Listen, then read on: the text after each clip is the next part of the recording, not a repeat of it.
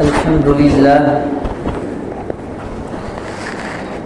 لله الذي لم يزل ولا يزال حيا قيوما عالما قديرا سميعا بصيرا، ونشهد أن لا إله إلا الله وحده لا شريك له، ونشهد أن سيدنا ومولانا محمدا عبده ورسوله، وصلى الله تعالى عليه وعلى آله وأصحابه وأزواجه وأتباعه وسلم تسليما كثيرا كثيرا. أما بعد، فأعوذ بالله من الشيطان الرجيم. بسم الله الرحمن الرحيم. قال الله تبارك وتعالى: كنتم خير أمة أخرجت للناس تأمرون بالمعروف وتنهون عن المنكر وتؤمنون بالله إلى آخر الآية. وقال رسول الله صلى الله عليه وسلم: بلغوا عني ولو آية. وقال رسول الله صلى الله عليه وسلم في مقام آخر: خير الناس من ينفع الناس، أو كما قال عليه الصلاة والسلام. میرے محترم بزرگوں، دوستوں،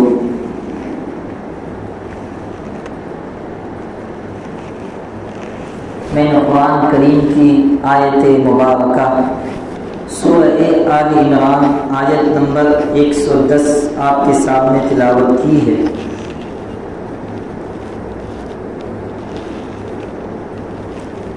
اور دو حدیث مبارکہ بھی آپ کے سامنے پیش کی ہے. دعا فرمائیے کہ اللہ تبارک تعالیٰ مجھے قرآن کریم کی آیت کا صحیح مفہوم اور اس کا صحیح میننگ آپ کے سامنے بیان کرنے کی توفیق ہو. فرمایا اللہ تبارک تعالیٰ نے: کنتم خیر امۃ اخرجت للناس، تم بہترین امت ہو. اخرجت للناس جو ظاہر کی گئی ہو لوگوں کی نفع رسانی کے لیے، نفع پہنچانے کے لیے. پوری کوشش کروں کہ میں آپ کے سامنے اس آیت کا وضاحت پیش کر سکوں. امت، کنتم خیر امہ، کہ تم بہترین امت ہو. اللہ نے کیوں کہا کہ تم بہترین امت ہو؟ اس کی کیا وجہ بنی؟ کس اعتبار سے اس امت کو خیر امت کہا گیا، خیر امت کا لقب دیا گیا؟ اس سے پہلے بہت ساری امتیں آئیں، بہت سارے نبیاں آئے، بہت سارے پیغمبر آئے، لیکن کسی امت کے بارے میں اللہ کو یہ نہیں کہا کہ تم بہترین امت ہو، بہترین ملت ہو. نہیں، صرف اس امت کو کہا گیا کہ تم بہترین امت ہو. وجہ کیا بنی بہتر امت بنے کی؟ کیوں لقب دیا گیا کہ یہ امت خیر امت ہے، بہترین امت ہے؟ سب سے پہلے ہمیں یہ سمجھنا ہوگا کہ خیر کس کو کہتے ہیں. اس امت کو کہا گیا کہ یہ خیر امت ہے. خیر کا کیا مطلب؟ خیر کا مطلب ہوتا ہے، خیر ایک جو ہے عربی زبان کا لفظ ہے، عربی لینگویج ہے. یہ خیر بھلائی، اچھائیاں، کمالات، خوبیاں، یہ تمام چیزیں جو ہے اس معنی کر آتے ہیں خیر کے معنی. یعنی اس امت کو، یہ امت جو ہے مجموعی اعتبار سے اس امت پر اللہ تبارک تعالیٰ نے بہت سارے کمالات کیے ہیں. یہ امت، اس امت میں اللہ تبارک تعالیٰ نے بہت ساری بھلائیاں جمع کر رکھی ہے. اس امت کو اللہ تبارک تعالیٰ نے بہت ساری خیر سے نوازا ہے. بہت سارے کمالات اس امت کو عطا کیے گئے ہیں. جو پہلی امتوں کو اللہ نے نہیں دیے۔ مثال کے طور پر پہلی امت میں یہ تھا کہ کپڑے میں اگر گندگی لگ جائے، نجاست لگ جائے، ناپاکی لگ جائے تو وہ دھلنے سے پاک نہیں ہوتا تھا، بلکہ اس کو قینچی سے کاٹ کر کے پھینکنا پڑتا تھا، تب جا کر کے وہ کپڑا پاک ہوتا تھا۔ اس امت میں ایسا نہیں، اس امت میں اگر نجاست لگ جائے تو اس کپڑے کو 3 مرتبہ دھو لیا جائے تو کپڑا پاک ہو جاتا ہے، صاف ہو جاتا ہے۔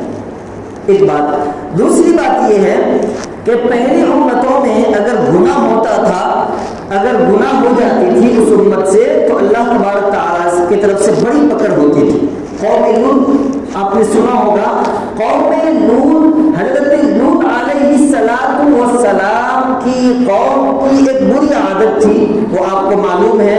اس بری عادت کی وجہ سے اللہ تبارک تعالیٰ نے اس قوم کو تباہ کر دیا، اور ایسا تباہ کر دیا کہ ان کو وجعلنا، قرآن میں اللہ تبارک تعالیٰ نے فرمایا اس کو زمین سے اٹھا کر کے آسمان تک لے جایا گیا، پھر آسمان میں اس قوم کو الٹتے پلٹتے جو ہے زمین کے اندر، پھر اس کو سمندر میں دبو دیا گیا، کیونکہ انہوں نے کام کی ترتیب کو بدل دیا تھا۔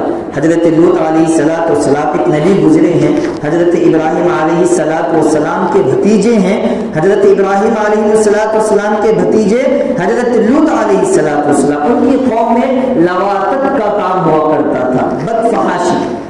مرد جو ہے بجائے عورتوں سے اپنی ضرورت پوری کرنے کے، وہ مردوں سے اپنی ضرورت کو پورا کیا کرتے تھے، جس کی وجہ سے اللہ تبارک تعالیٰ نے ایسی سزا دی کہ پوری قوم کو آسمان پہ اور آسمان پر لے جانے کے بعد اس قوم کو ہلاک کر دیا گیا۔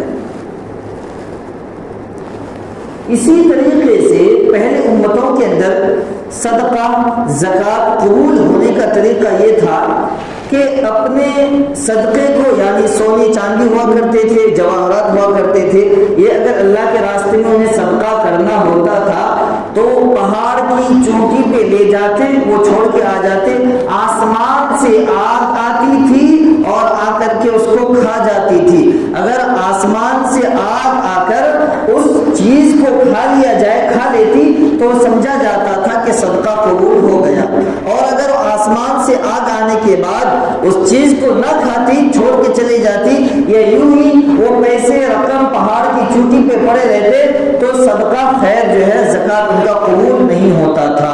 یہ پہلی امتوں کا طریقہ تھا، ہمارے یہاں پہ ایسا نہیں ہے۔ اسی طریقے سے پہلی امتوں میں اگر توبہ کرنا ہوتا تھا تو اللہ تبارک تعالیٰ، جیسے مثال کے طور پر بنی اسرائیل کی قوم ہے، اللہ تبارک تعالیٰ سے انہوں نے توبہ مانگی تو اللہ تبارک تعالیٰ نے کہا کہ رات میں بجلی، رات میں اس وقت جب بجلی، آسمانی بجلی بالکل چھاؤنی ہو جائے، اندھیری ہو جائے، اندھیری رات کا حصہ آ جائے، تو ایسے موقع پہ تم ایک دوسرے کو مارو، تلوار لے کر کے، چھری لے کر کے، چاقو لے کر کے ایک دوسرے کے جسم پہ مارو، جب تک تمہارے جسم کے اندر سے خون نہ نکل آئے تب تک تمہاری توبہ قبول نہیں ہوگی۔ تو جب ان کے جسم کے اندر سے خون نکل آتا تھا تو مانا جاتا تھا کہ اللہ تبارک تعالیٰ ان کی توبہ قبول کر لیتے۔ لیکن اس امت میں ایسا نہیں ہے۔ اب دیکھیں اس امت کے اندر جو آپ کو شرابی بھی ملے گا، زناکاری بھی ملے گا، بدکاری بھی ملے گا، کبابی بھی ملے گا، جوا بازی بھی ملے گا، سٹا بازی بھی ملے گا، نشہ خور بھی ملے گا، سود کھانے والے بھی، حرام کھانے والے، ہر قسم کے گناہ کرنے والے اس امت میں موجود ہے، لیکن اللہ تبارک تعالیٰ نے کبھی ان پر ایسا عذاب نازل نہیں کیا۔ کیا نہیں کیا؟ مجموعی عذاب اللہ نازل نہیں کیا اور نہیں کریں گے قیامت تک۔ یہ ہمارے نبی صلی اللہ علیہ وسلم کا طفیل ہے جو انہوں نے اللہ سے دعا کی ہے، اے اللہ میری امت پر رحم فرمانا، میری امت پر کرم فرمانا، میری امت پر اپنا نظر کرم فرماتے رہنا، اپنے خاص عنایت میری امت پر کرتے رہنا۔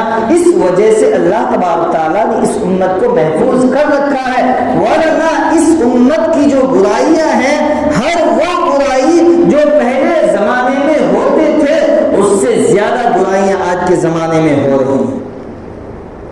اس سے زیادہ خطرناک قسم کی برائیاں کر رہی ہے اس امت کے افراد، لیکن اس کے باوجود اللہ تبارک تعالیٰ نے اس امت کو حفاظت کر رکھا ہے۔ تو کہنے کا مقصد یہ ہے، اللہ نے فرمایا کنتم خیر امہ، کہ تم بہترین امت ہو، یعنی قیامت تک جو بھی پیدا ہوتا رہے گا وہ امت خیر میں داخل ہوتا رہے گا۔ آپ صلی اللہ علیہ وسلم سے لے کر قیامت تک جو بھی پیدا ہوگا وہ اس امت میں داخل ہوتا رہے گا۔ تو اس امت کو اللہ نے کہا کہ یہ بہترین امت ہے۔ اچھا کیوں کہا گیا؟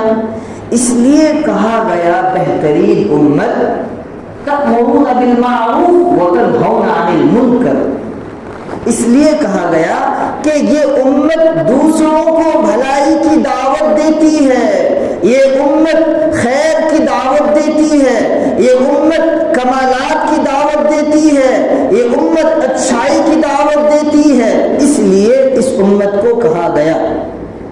لیکن کیا ہم اچھائی کی دعوت دے رہے ہیں؟ اب سمجھنا ہمیں یہ ہے کہ کیا ہم دوسروں کو بھلائی کی دعوت دے رہے ہیں، دوسروں کو برائیوں سے روک رہے ہیں، دوسروں کو غلط کاموں سے روک رہے ہیں؟ اس میں تو کوئی عالم کے بارے میں نہیں بتایا گیا، کسی امام کے بارے میں یا کسی مفتی کے بارے میں یا کسی مؤذن کے بارے میں، کسی اللہ والے کے بارے میں تو نہیں کہا گیا کہ وہی وہ کار خیر یعنی بھلائی کی کام صرف وہ کریں گے۔ فرمایا اس امت میں جتنے افراد ہیں، خواہ عالم ہو، حافظ ہو، جاہل ہو، انجانے والے نہ جاننے والے، سب برابر اس کے اندر، کہ سب کے سب جو ہے اس امت میں وہ سب کے سب داعی ہیں، سب دعوت دینے والے ہیں، سب کو اس فہرست میں شامل کیا گیا ہے۔ اس میں تخصیص نہیں ہے، اس میں کسی کو خاص نہیں کیا گیا ہے، سب عام ہیں، سب کے سب بہترین امت ہو۔ جب اللہ نے کہہ دیا کہ تم سب بہتر امت ہو، امت خیر ہو، بھلائی کا کام کرتے ہو، تو اس کا مطلب یہ ہوا کہ کام سب کے اوپر ہے۔ بھلائی کی دعوت دینا، برائیوں سے روکنا ہر ایک کی ذمہ داری ہے، کسی ایک شخص کے لیے خاص نہیں ہے کہ گاؤں کا فلاں آدمی ہے تو وہی اچھائی کی دعوت دے گا، برائیوں سے روکے گا، نہیں۔ گاؤں میں رہنے والے ہر ایک کی ذمہ داری، شہر میں رہنے والے ہر ایک فرد کی ذمہ داری، دنیا میں رہنے والے ہر ایک مسلمان کی ذمہ داری ہے کہ وہ اچھائی کی دعوت دیں اور برائیوں سے روکیں۔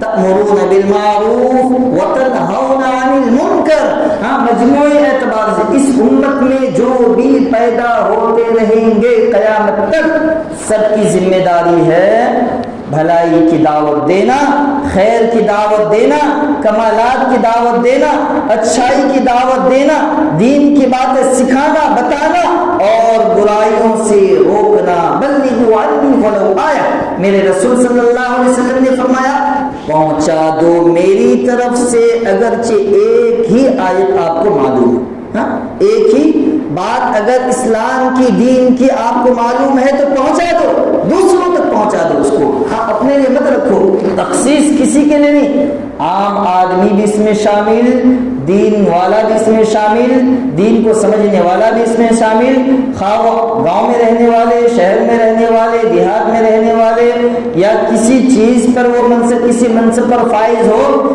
کوئی تخصیص نہیں ہے، کوئی خاص نہیں ہے، ہر ایک کی ذمہ داری ہے اچھائی کی دعوت دینا، برائیوں سے روکنا۔ جب اللہ نے کہہ دیا کہ تم بہترین امت ہو، بہترین امت اس وقت ہو سکتے ہیں جب ہم اچھائی کی دوسروں کو دعوت دیں گے اور برائیوں سے روکیں گے۔ ساتھ میں صرف اچھائی کی دعوت دینا نہیں ہے، اچھائی کی دعوت دینا تو عام بات ہے، کوئی بھی آدمی دے سکتا ہے، برائیوں سے روکنا، وتنہون عن المنکر، دو چیزیں اللہ نے فرمایا، یأمرون بالمعروف وینہون عن المنکر، دوسری جگہ اللہ نے فرمایا وَلْتَكُن مِّنكُمْ أُمَّةٌ يَدْعُونَ إِلَى الْخَيْرِ، چاہیے کہ تمہارے درمیان ایک ایسی جماعت ہو جو اچھی باتوں کا حکم کرے اور برائیوں سے روکے، اور وہ جماعت، وہ امت، یہی آپ لوگ، کوئی دوسری امت نہیں۔ آپ سمجھ رہے ہیں کہ امت سے کیا مراد؟ امت سے مراد وہ ہے جو اللہ کے رسول صلی اللہ علیہ وسلم کو نبی مانتے ہوں، اللہ کو ایک مانتا ہوں، دین اسلام کے تمام احکامات کو مانتے ہوں، یعنی معمولی چھوٹی سی زبان میں یہ ہے جو مسلمان ہیں وہ اس امت میں داخل ہے، تو ہم میں سے ہر ایک کی ذمہ داری ہے کہ اچھائی کی دعوت دیں، اچھائی کی دعوت دیں۔ جب اس امت کو امت خیر کہا گیا، یعنی بہترین امت کہا گیا، تو بہترین امت کہنے کے بعد یہ ذمہ داری بنتی ہے کہ اچھائی کی دعوت دیں۔ اس کو آپ مثال کے طور سے آسانی سے سمجھ سکتے ہیں۔ مثال کے طور پر آپ کے ایک بیٹے کو آپ نے انجینئر بنایا، اب انجینئر بن کر کے آیا، اس کی ذمہ داری کیا ہے؟ اس کی ذمہ داری یہ تو نہیں بنتی نا کہ باہر جا کر کے چپل سیتا رہے، جوتے سیتا رہے، جوتے پہ پالش کرتا رہے۔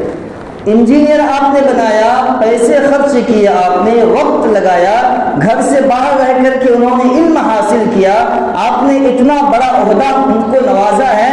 اب ان کی ذمہ داری یہ بنتی ہے کہ جب وہ تعلیم انہوں نے سیکھا اسی مشن کو آگے بڑھائے اور اسی مشن پر کام کریں۔ آپ نے کسی کو ڈاکٹر بنایا، MBBS ڈاکٹر بنا کر کے، اس کے بعد ان کی ذمہ داری بنتی ہے ہسپتال کھولے، ہسپتالوں میں کام کرے، یا مریضوں کے تعلق سے جو بھی ان کے کام ہوتے ہوں وہ کام ان کو انجام دے۔ اب اگر وہ دھوبی گارڈ بن جائے، کپڑے دھونے کے لیے بیٹھ جائے اور پورے گاؤں کے لوگوں کے کپڑے وہ دھوتا رہے تو یہ اس کے شان کے خلاف ہے۔ آپ نے اتنا رقم خرچ کر کے اس کو ڈاکٹر بنایا، MBBS MD بنایا، تو اس کی ذمہ داری ہے کہ وہ وہی کام کرے، نہ کہ لوگوں کے کپڑے دھوتے ہوئے بیٹھے۔ آپ نے کسی کو حافظ بنایا یا کسی کو عالم بنایا یا کسی کو سائنٹسٹ بنایا تو اس کے مشن کے حساب سے، ان کی حیثیت کے حساب سے جو کام آپ نے ان کو دیا ان کی ذمہ داری ہے وہ کام کریں۔ اگر وہ اس کے خلاف کام کرے گا تو آپ کے پیسے بیکار ہو گیا، آپ کا وقت بیکار ہو گیا، آپ کی کوشش بیکار ہو گئی، آپ نے جو کچھ ان کے لیے خرچ کیا وہ ساری چیزیں بیکار ہو گئے۔ یہ ایک عقل مندی کی بات نہیں ہے۔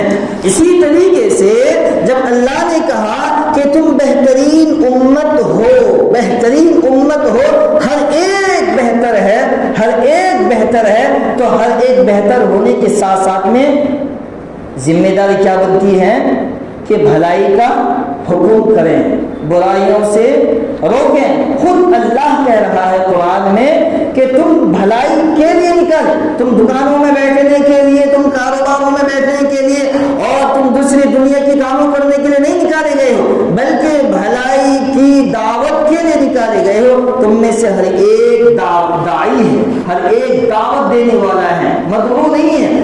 آج ہمارے حالت یہ ہو گئی ہے کہ ہم مدعو بن چکے ہیں، ہم داعی نہیں رہے۔ داعی یعنی دعوت دینے والے، دین کی دعوت دینے والے، حدیث کی دعوت دینے والے، قرآن کی دعوت دینے والے، الٹا ہو گیا زمانہ۔ آج ایک مسلمان کو نماز پڑھنے کے لیے بلانا پڑ رہا ہے، جبکہ اس کی خود کی ذمہ داری ہے دعوت دینا، انہیں دعوت دی جا رہی ہے۔ عجیب معاملہ ہے، نماز پڑھنے کے لیے دعوت دینی پڑتی ہے، روزے رکھنے کے لیے انہیں کہنا پڑتا ہے بھائی روزہ تم پر فرض کر دیا گیا، انہیں مسجد میں بلانے کے لیے بار بار جانا پڑتا ہے، انہیں دین سکھانا پڑتا ہے، حالانکہ اس کی خود کی ذمہ داری ہے کہ دین کو سیکھے، اس کی ذمہ داری ہے کہ خود اپنے آپ کو داعی سمجھے، دوسروں کو دین کی دعوت دیں، دین کی باتیں بتائیں۔ آج تو معاملہ اس سے بھی الٹا ہو چکا ہے، غیر مسلم ہمیں دعوت دے رہے ہیں، غیر مسلم ہمیں دعوت دے رہے ہیں، اپنے مذہب کی حقیقت سمجھا رہے ہیں، دوسرے مسلک والے ہمیں سمجھا رہے ہیں، حالانکہ جو چیز ہمیں دی گئی تھی، جس چیز سے ہمیں ملقب کیا گیا تھا، جس کی تعریف، جس امت کی اللہ نے تعریف کی ہے، تو اس کی ذمہ داری تھی، الٹا ہو گیا۔ اور یاد رکھیں حدیث میں آتا ہے جب ترتیب کو بدل دیا جائے، ترتیب سمجھتے ہیں جیسے 1 2 3 4 5 ایک ترتیب ہے، جب ترتیب بدل دی جاتی ہے تو اللہ کی طرف سے عذاب آ جاتا ہے، اور اس امت کی عذاب ہے، اس امت پر عذاب ہے۔ قوم لوط کا واقعہ میں نے بتایا، قوم لوط کیا کرتے تھے، ان کی قوم ترتیب انہوں نے غلط کر دیا تھا، جو عورتوں سے ضرورت پوری کی جاتی تھی مردوں سے وہ ضرورت کو پورا کیا کرتے تھے، تو ترتیب کو انہوں نے بدل دیا تھا، تو اللہ تبارک تعالیٰ نے بھی اس کو اسی طریقے کا عذاب دیا تھا، اوپر والے کو نیچے، نیچے والے کو اوپر۔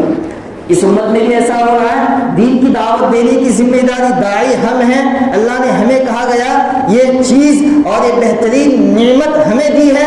اب ہمیں دوسرے لوگ دعوت دے رہے ہیں کہ چلو ایسا کرو ویسا کرو, تو ہم بھی ترتیب بدل دیے ہیں. اور یاد رکھیں جو قوم ترتیب بدل دیتی ہے اس قوم پر اللہ کا عذاب آ جاتا ہے. اور یہی ہے کہ آج دنیا میں سب سے زیادہ اگر کوئی قوم پریشان ہے تو وہ مسلم ممالک ہیں, مسلم قومیں ہیں اور مسلم بستیاں اور علاقے والے ہیں. اسی وجہ سے جو ہے وہ قوم تباہ ہو رہی ہے, ہلاک ہو رہی ہے. میں نے کہہ رہا ہوں, قرآن کہہ رہا ہے وَأَنْتُمُ الْأَعْلَوْنَ إِن كُنتُم مُؤْمِنِينَ. اللہ فرماتے ہیں کہ تم ہی سر بلند رہو گے, تم ہی کامیاب رہو گے, تمہارے لیے قدم چومے گی کامیابی اور تمہیں فتح ہوتے رہو گے. شرط یہ کہ تم پکے سچے مومن. پکے سچے مومن کا کیا مطلب؟ پکے سچے مومن کا مطلب ہے, فرمایا یا ایھا الذین آمنوا ادخلوا فی السلم کافہ, اے ایمان والو اسلام میں پورے طور پر داخل ہو جاؤ. پورے طور پر کیا مطلب؟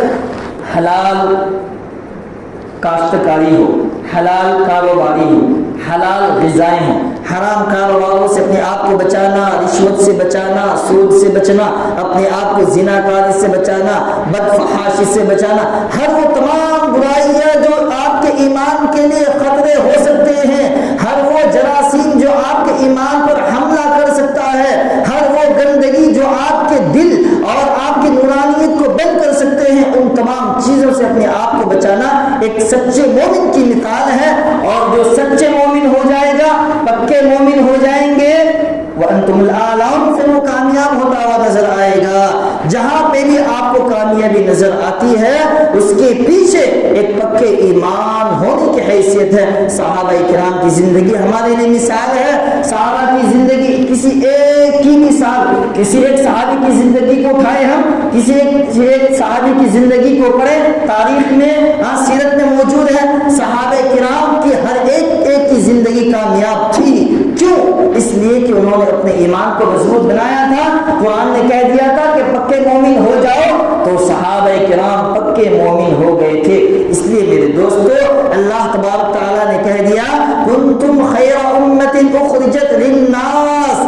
اب دنیا میں تو دین کی بھلائی کی بہت ساری جو ہے امتیں کام کر رہی ہے, اور انداز سب کا الگ الگ ہے, انداز سب کا الگ الگ ہے. اسلام کی اشاعت کے لیے, اسلام کی حفاظت کے لیے, تحفظ ایمان کے لیے, تحفظ ختم نبوت کے لیے جو کام کر رہے ہیں, انداز الگ ہے. مدارس اسلامیہ یہ اسلام کے مضبوط قلعے ہیں, وہاں پر مدرسے میں بچے پڑھتے ہیں, قرآن سیکھتے ہیں, حدیث سیکھتے ہیں. ایک خانقاہی نظام ہے دنیا میں, خانقاہی نظام ہے. اللہ کے دوست جو ولی ہوتے ہیں وہ ایمان کو تازگی بخشتے ہیں, وہ ایمان کو جو ہے تازگی بخشتے ہیں. اسی طریقے سے دنیا میں ایک جماعت ہے اور تبلیغی جماعت, وہ بھی کام کر رہی ہے جو ایمان والوں کے نور کو تازگی بخشنے کے لیے کام کر رہی ہے.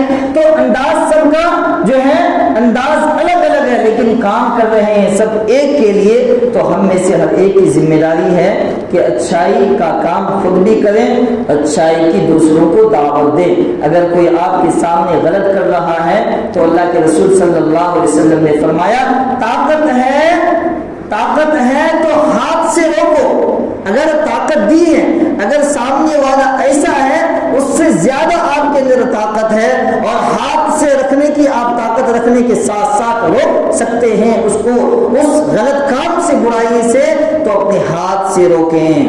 اگر اپنے ہاتھ سے روکنے کی طاقت نہیں ہے تو زبان سے روکیں. زبان سے انہیں کہیں کہ یہ غلط ہے, یہ غلط ہے, اسے نہیں کرنا چاہیے. اگر زبان سے بھی روکنے کی طاقت نہیں ہے تو کم از کم ایمان کا ایک ادنا درجہ یہ ہے کہ دل میں اس کو برا سمجھیں کہ یہ غلط ہو رہا ہے, یہ غلط کر رہا ہے. دل میں تو خیال کریں.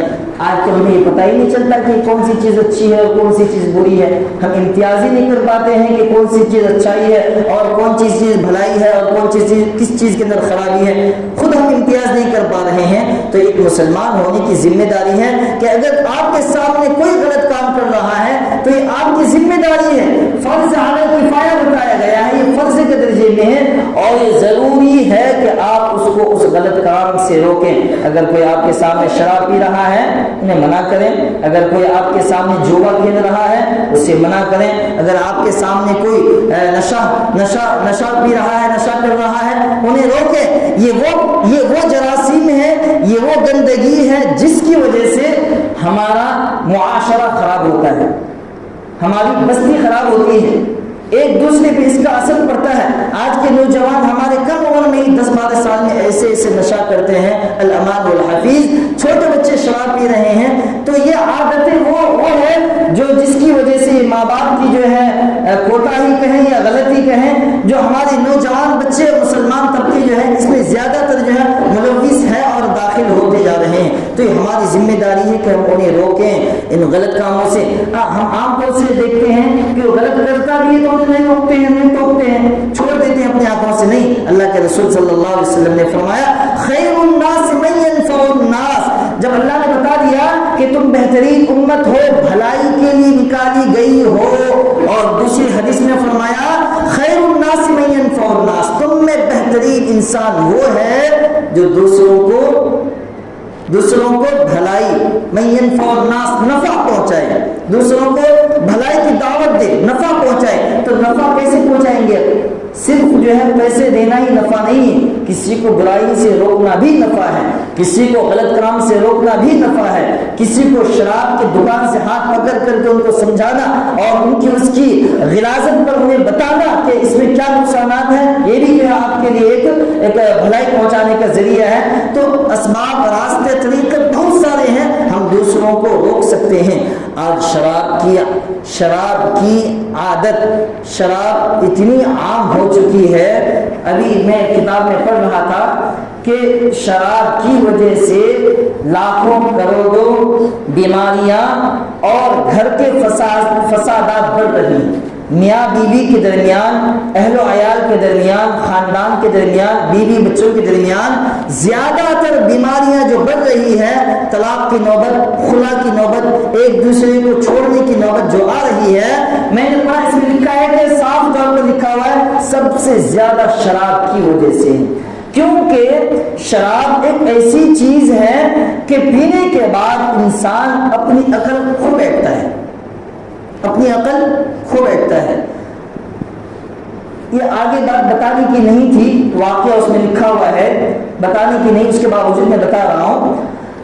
خود ایک شرابی اپنی بیٹی کے ساتھ شراب کے نشے میں، شراب پینے کے بعد اس نشے میں اتنا لت پت ہوا کہ اپنی بیٹی کے ساتھ زنا کر بیٹھا، نعوذ باللہ، اپنی بیٹی کے ساتھ غلط کام کر بیٹھا، کیونکہ شراب پینے کے بعد عقل اس کے برقرار نہیں رہتی ہے۔ اس لیے میرے دوستو، شراب جو ہے تمام گندگیوں کا جڑ ہے۔